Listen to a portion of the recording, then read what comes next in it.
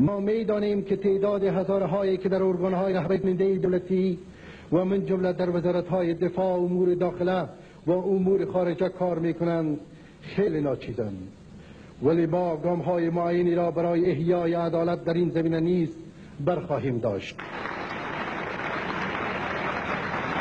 همچنان ایجاد نمایندگی ملیت هزاره در شورای وزیران جمهوری دموکراتیک افغانستان در نظر گرفته شده است که این امر حل بسیاری مسائل اقتصادی و اجتماعی را آسان خواهد ساخت.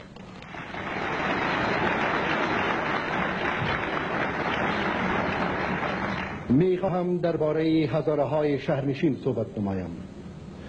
آنان از لحاظ تعداد خانواده ها به صدها هزار میرسند. این مفرزه بزرگ مردم زحمتکش هزاره است.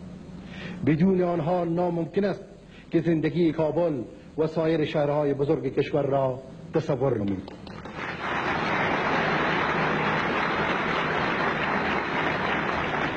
هزاره‌های شهرنشین اکثرا کارهای سنگین، کم مزد و کم عاید را انجام میدهند، ولی درست خواهد بود بگوییم که از میان آنان تعداد زیادی استادان، دکتران، انجینیران، دانشمندان و کارمندان دولتی برخاستند. شورای مرکزی ملیت هزاره کار بزرگی را در میان آنان به پیش میبرد، ولی دیگر برای شرایط امروزه کافی نیست و باید تشدید و توسعه یابد.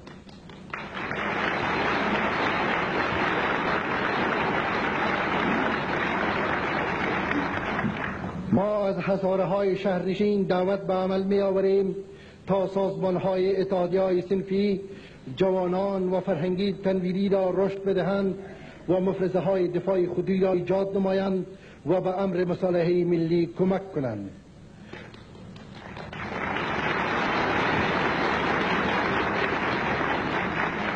کمیته‌های حزبی از شما در این مورد پشتیبانی می نمایند.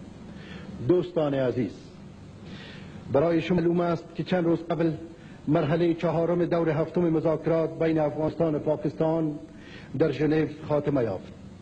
امیدواریم که جمهوری اسلامی ایران بر موضع‌گیری خویش نسبت به اوضاع اطراف افغانستان تجدید نظر نماید. عملا سیاست مصالحه ملی به تمام جهانیان ثابت کرده است که این سیاست اسلامی است. این سیاست از پشتیبانی بزرگ مردم برخوردار باشد.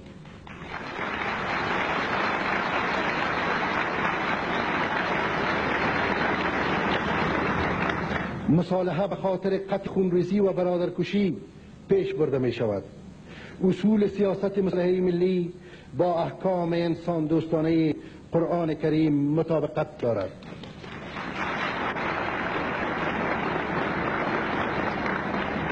برای آنانی که وطن خویش و مردم خویش را دوست دارند، برای آنانی که به خاطر آرامش مردم و شکوفایی وطن می اندیشند، مصالحه نخستین آرزومندی است.